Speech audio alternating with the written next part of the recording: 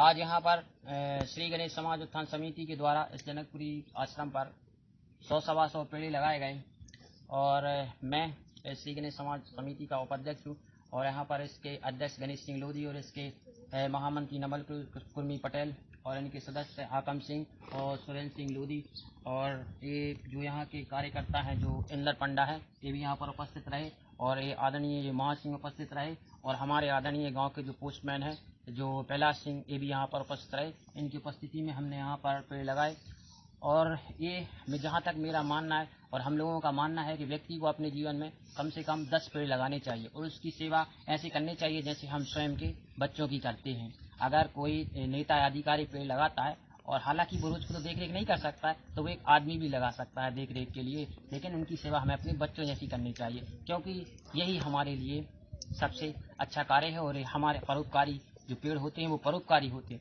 उनकी तुलना उनके हमारे वेदों में उनको पूजा भी गया है और ये तो हमारे देश का हम सभी जानते हैं कि कितने लाभकारी है हमारे लिए।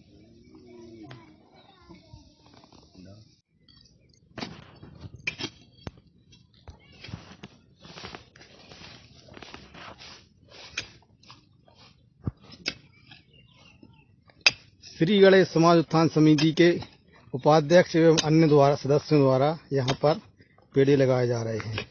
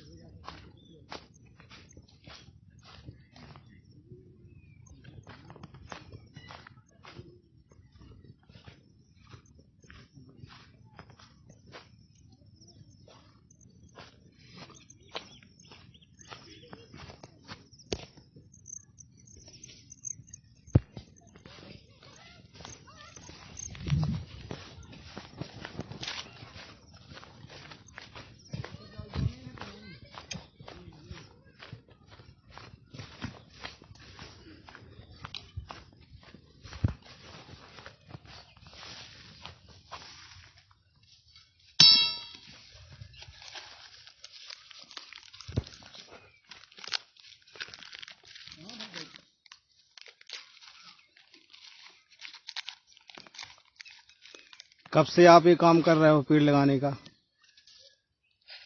भाई हम ये पेड़ है जो श्री गणेश समाज उत्थान की समिति की ओर से लगाए जा रहे हैं। मैं उसका उपाध्यक्ष हूँ प्रदीप सिंह लोधी और जो इस समिति के सदस्य हैं उपाध्यक्ष गणेश सिंह लोधी और महामंत्री नवल किशोर कुर्मी, इनमें से ये पेड़ लगा 100 पेड़ लगाया जा रहा है। हम लोग रोज आते थे यहाँ पर, ये जनकपुरी आश्रम है जो ग्राम भूरी में स्थित है, तो यहाँ पर हम रोज आते थे, 6-7 घंटे करते थे। हम लोग भले ही दिव्यांग हैं लेकिन हम लोग यहाँ पर 100 पेड़ लगा रहे हैं और ये देशवासियों को ये संदेश देना चाहते हैं, जहाँ तक मेरा मानना है कि व्यक्ति को अपने जीवन में कम से कम 10 पेड़ लगाना चाहिए और उनकी सेवा उसी प्रकार करना चाहिए जिस प्रकार अपने स्वयं के बच्चों की करते हैं। ये बात आप लोग यहाँ पर और देखने के लिए आओगे लगाने के बाद? नहीं, हम अभी तो हम लोग गांव में ही रहते हैं तो हफ्ते में 1-2 बार आ जाते हैं और हम लोग यहाँ पर एक जो यहाँ के जो इंदर पंडा हैं उनके लिए देख रेख के लिए पानी मानी देने के लिए है कि उनके लिए खर्च भी देते हैं कि वो यहाँ पर देख रेख करते रहें। और आपने भी लगाए पेड़? जी।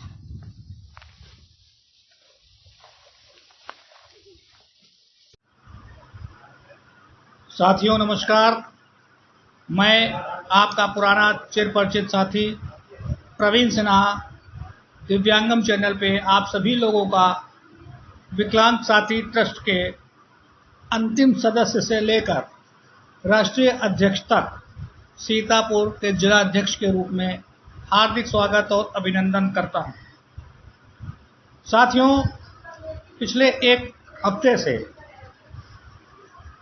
दिव्यांगम चैनल पे डॉक्टर मनोज गुप्ता जी ने एक नए मिशन को हवा दे दी है और वो हवा है हमारे राष्ट्रीय अध्यक्ष आदरणीय श्री विष्णुकांत मिश्र जी को पद्मश्री का अवार्ड प्रदान करने के लिए एक जन सैलाब तैयार करना। इसकी एक उचित प्रक्रिया है जो समय आने पर आप लोगों को बताई जाएगी और इस प्रक्रिया के तहत आपको केवल सरकार द्वारा जारी एक जो अधिकृत वेबसाइट है उस पर जाकर आदरणीय श्री विष्णुकांत मिश्र जी के सम्मान में उनके बारे में आप जो कुछ जानते हैं कि वो कितना सकारात्मक काम करते हैं, कितना दिल से काम करते हैं विकलांगजनों के लिए, और अब तक लगभग 70 साल की उम्र में उन्होंने कुल कितना काम किया है विकलांगजनों के हित में, इस बात का ब्यौरा आपको अपने शब्दों में उस वेबसाइट पर जाकर नोट कराना है। याद रहे कि 200 से 300 से शब्द कम नहीं होने चाहिए और 800 से ज़्यादा शब्द ज़्यादा नहीं होने चाहिए। ये एक वो प्रक्रिया है। मैं आप लोगों के माध्यम से कमेंट बॉक्स में ये जानना चाहूँगा कि पिछले 10 दिनों की इस नई मुहिम में अब तक कितने लोगों ने आदरणीय विष्णुकांत मिश्र जी के सम्मान में 2 बातें कही या करी, इसको आप कमेंट बॉक्स में ज़रूर बताएं। जी हाँ साथियों, प्रत्येक इंसान जब सुबह उठता है तो वो एक निर्णय के साथ उठता है कि आज उसको क्या करना है, क्या नहीं करना है। कभी कभी हम लोग कुछ ऐसे ख्यालात भी अपने दिल में पाल लेते हैं कि जिसको हम अपने अंदर ही ये तय भी कर लेते हैं कि लगभग बहुत बड़ा काम है, इसको हम शायद ना कर पाए। तो नहीं, बड़ा कुछ नहीं होता। बड़ा तब तक होता है जब तक हम लक्ष्य की दिशा में कोई सकारात्मक कदम नहीं उठाते। आइए हम और आप लक्ष्य की दिशा में साधारण कदम उठाएं। और साधारण कदम के माने ये नहीं एक छोटा सा कदम। साधारण कदम के माने हम अपनी स्वाभाविक प्रक्रिया के तहत उस दिशा में आगे कदम बढ़ाएं। हम उस बात के लिए नहीं कह रहे हैं कि हमने बिस्तर छोड़ा और टूथब्रश पकड़ लिया, टूथब्रश छोड़ा और चाय का प्याला पकड़ लिया। हम जीवन के उस आपाधापी भरे निर्णय की बात कर रहे हैं जिसको करने से अगर हम सफल होते हैं तो हम प्रवीण सिन्हा बन जाते हैं।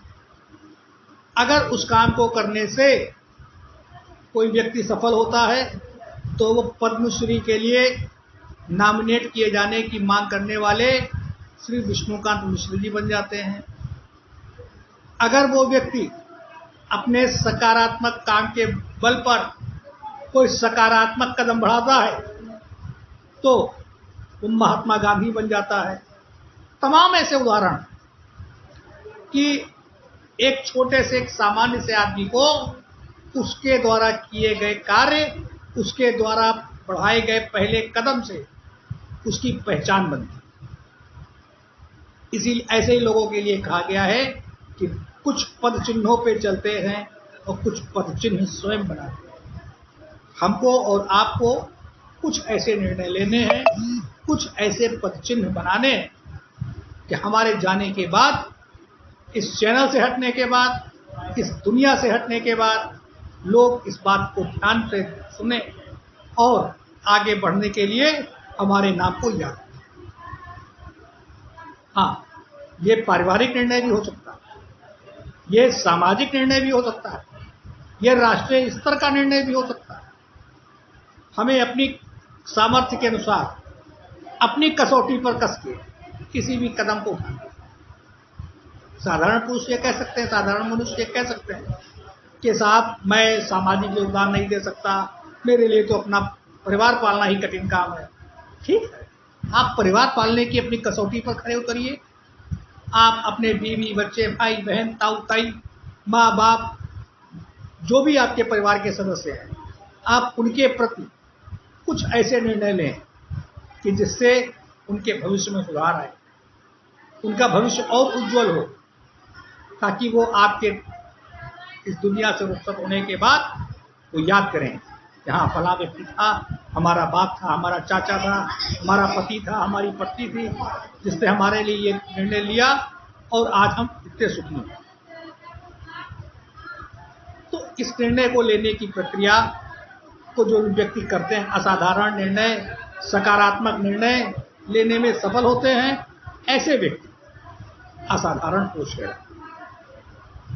अब सवाल आता है कि हम लोग कैसे निर्णय लेते समय हम लोग इस ऊहापोह में रहते हैं, इस प्लस माइनस में रहते हैं कि कौन सा निर्णय सही होगा, कौन सा निर्णय गलत होगा। अगर हम कोई सही निर्णय लेते हैं तो हम एक अच्छे इंसान, एक परिस्थितियों से जूझने के बाद एक उभरते हुए सितारे के रूप में आपके सामने आ जाती है। हिंदुस्तान का इतिहास गवाह है, राजा महाराजा और नवाबों ने एक के बाद गलत निर्णय लिए, उसका परिणाम हमको 700 साल की गुलामी झेलनी। मैं किसी और विषय पे जाना नहीं चाहता कि 500 साल अगर मुगलों ने आज राज किया तो मुसलमान हमारे भाई हैं या नहीं हैं, उनका शासन सही था या नहीं सही था, इस पर हम विवाद करना नहीं चाहते। हमने 500 साल मुगल शासन की सल्तनत का झेला है, उसके बाद 200 साल अंग्रेजों के क्रूरता को सहा। इसी क्रूरता पर इस समय हमारे बाएं हाथ पर एक फिल्म चल रही है लगान, जो आपने देखा कि किस तरह अंग्रेजों का क्रूर शासन उस फिल्म में दर्शाया गया, और एक भुवन नाम के एक छोटे से किरदार ने अंग्रेज साम्राज्य को तहस नहस कर दिया। इस भुवन ने हिंदुस्तान के भवन को इस फिल्म में कैसे बचाया और संवारा है। हाँ, अब अगला प्रश्न आता है कि जब हम कोई काम करने के लिए अपना अगला कदम बढ़ाते हैं तो इस बात का हमको भी भय रहता है कि ये काम कैसे किया जाए, कहीं गलत हो गया तो। साथियों, इसके लिए तो मैं भगवत गीता को अपना सार मानता हूँ। भगवत गीता में कुछ एक बिंदु दर्शाए गए हैं और उसके आधार पर ही ये कहा गया है कि कर्म करो और फल की इच्छा मत करो। ये तो हमारे हाथ में है ना कि हमको यहाँ से लखनऊ जाना है, लखनऊ से दिल्ली जाना है, बम्बई जाना है, तो हम अपने कदम को आगे उस दिशा में बढ़ा सकते हैं। मगर लखनऊ पहुँचेंगे या नहीं पहुँचेंगे ये ऊपर वाले। हमें आगे कुछ करना है, उस दिशा में आगे हमारा प्रयास करना ही केवल हमारा काम है, इससे ज़्यादा मैं कुछ नहीं करता। अब आता है कि हम जब कोई काम करते हैं तो कभी कभी हमें अच्छा लगता है, कभी कभी हमें बुरा लगता है। एक अध्यापक जब अपने विद्यार्थी को किसी प्रश्न का उत्तर ना मिलने पे डांटता है या मारता है तो उसे बड़ा अफसोस होता है कि हमने इस बच्चे को मारा, मगर उसी अफसोस के साथ उसको इस बात की प्रसन्नता भी होती है कि अगर आज हमने इस बच्चे को दंडित किया है तो कल को ये बच्चा इस प्रश्न का उत्तर याद रखेगा, न केवल इस परीक्षा में बल्कि जीवन के हर परीक्षा में वो सफल होकर एक नया किरदार अपने आप का सामने रखेगा। और ऐसे ही विद्यार्थी डॉक्टर कलाम बनते हैं, ऐसे ही विद्यार्थी लाल बहादुर शास्त्री बनते हैं, ऐसे ही विद्यार्थी महात्मा गांधी बनते हैं। साथियों, एक चीज और होती कि जब हम कोई निर्णय लेने चलें तो हमको वो निर्णय लेते समय अपने इस दिमाग को बहुत ही संतुलित रखना चाहिए। संतुलित रखने का मतलब बिना पक्षपात के निर्णय लेना होगा। बिना पक्षपात के निर्णय के मतलब, अगर हमें मान लीजिए एक छोटी सी बात जो आज के भौतिक युग में चल रही है, हमें अगर सिगरेट पीने का शौक है तो हम निर्णय ले रहे हैं कि पीना चाहिए, हमें अच्छी लगती से पीना चाहिए तो हम पिएंगे, नुकसान चाहे कितनी भी करे। तो नहीं, उसके नुकसान को भी देखना चाहिए क्या हमारा शौक बड़ा है या इसका नुकसान बड़ा है, उस आधार पर निर्णय लेना चाहिए।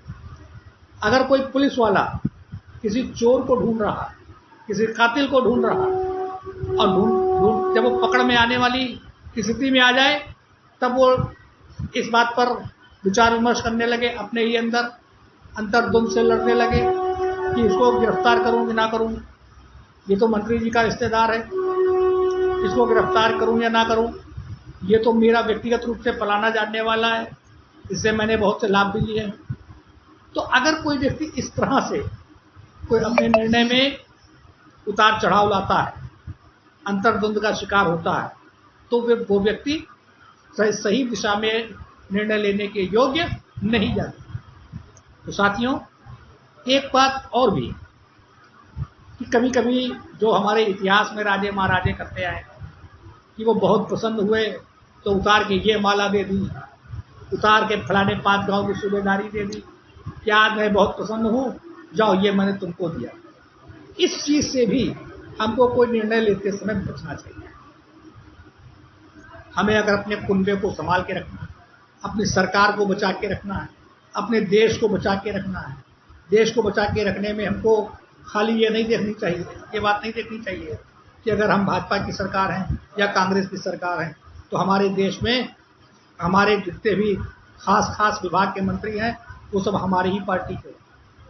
याद रखिए, इतिहास में कई मरतबा ऐसा हुआ है कि एक दल की सरकार ने दूसरे दल के व्यक्ति को संयुक्त राष्ट्र संघ में अपने देश का प्रतिनिधित्व करने के लिए भेजा है। वो देश के सच्चे हित की बात है। और कभी भी कोई भी निर्णय लेते समय क्रोध या मोह, इस चीज को ध्यान से परे रख करके हमेशा निर्णय लेना चाहिए।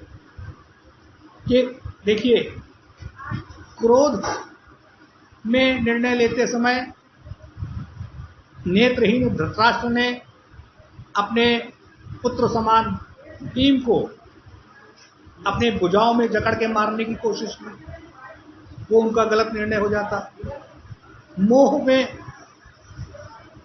आप देखिए कि उन्होंने, द्रौपदी ने अपने राज्य की, जो उनको बंटवारे में राज्य मिला था, उस राज्य खांडवप्रस्थ को जब पांडवों ने अपनी मेहनत से इंद्रप्रस्थ बना दिया, तो वहां पर जब दुर्योधन पूरे महल का भ्रमण कर रहे थे और वो नदी में गिर पड़े थे, तो एक हास्यास्पद स्थिति में अपने महल से मोह रखते हुए द्रौपदी ने उसको अंधे का पुत्र अंधा कह के संबोधित किया था। ये भी एक बहुत गलत बात हो गई। कभी कभी हम लोग ऐसा कर जाते हैं कि हम जो निर्णय लेना चाहते हैं वो जल्दबाजी में निर्णय ले लेते हैं, कदम जल्दबाजी में उठा लेते हैं। जब हम जल्दबाजी में कदम उठा लेते हैं, हम उसके निर्णय की परवाह नहीं करते, और अक्सर होता है कि वो हमारा उठाया हुआ कदम गलत हो जाता है। तो हमको ऐसे निर्णय से, ऐसे कदम से हमको बचना चाहिए, और इस बात की कतई परवाह नहीं करनी चाहिए कि अगर हम ये कदम बढ़ाएंगे तो इससे हमारे घर में ये परिवर्तन आएगा, हमारे राज्य में ये परिवर्तन आएगा, हमारे देश में ये परिवर्तन आएगा, और इस परिवर्तन से हमारा ये नुकसान होगा। तो इस डर से कि हमारा ये परिवर्तन ना होने पाए, ये सब दुनिया हमारी वैसे की वैसी रहे, हमारा परिवार वैसे रहे, हमारा देश वैसे रहे, अगर यही सोच करके हम निर्णय लेने में घबराते रहे, तो ये ध्यान रखिए, सोचिए कि महाभारत का धर्म युद्ध अर्जुन अकेले कैसे लड़ता।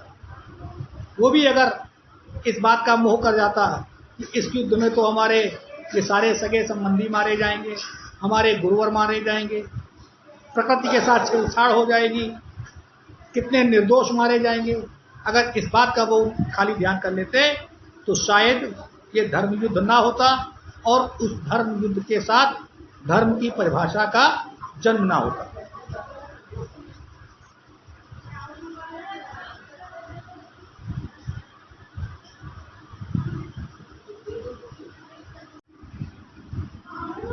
इसलिए साथियों, आप लोगों से एक बार फिर ये हमारा निवेदन है, एक गुजारिश है कि किसी भी कार्य को करने के लिए हमको अपने मानसिक स्थिति को बैलेंस करते हुए अपने हर प्रकार के रिश्ते नातों को ताक पे रखते हुए अच्छे या बुरे परिणाम की परवाह ना करते हुए हमको कोई भी कदम बहुत सोच समझ के उठाना चाहिए। याद रखिए, बहुत ही सादगी के साथ, ईमानदारी के साथ लिए गए निर्णय एक इंसान को मानव से महामानव बना सकते हैं। उदाहरण आपके सामने है, चाय बेचने वाला प्रधानमंत्री है, तो उन्होंने सकारात्मक निर्णय लिए, सही दिशा में काम किया, देश हित में काम किया। पोरबंदर के एक छोटे से गांव में पैदा हुआ एक छोटा सा प्राणी, उसने अहिंसा के माध्यम से हर प्रकार के अत्याचार का विरोध किया और वो शांति दूत बनके आज पूरी दुनिया में पूजनीय है। इन लोगों के निर्णय लेने की क्षमता से हम लोग कुछ सीखें। इन्हीं शब्दों के साथ कि आज के इस एपिसोड से आप में निर्णय लेने की क्षमता बढ़ेगी, आप सकारात्मक निर्णय लेने में सफल होंगे। मैं आपसे विदा लेने से पहले आपसे पुनः एक बार निवेदन करूंगा कि इस धर्म के एपिसोड को, कर्म के एपिसोड को अधिक से अधिक लोगों के बीच में आप शेयर करेंगे और हमारे वॉच टाइम को बढ़ाएं, अपनी व्यूअरशिप बढ़ाएं, अपने और हमारे सब्सक्राइबर बढ़ाएं। नमस्कार।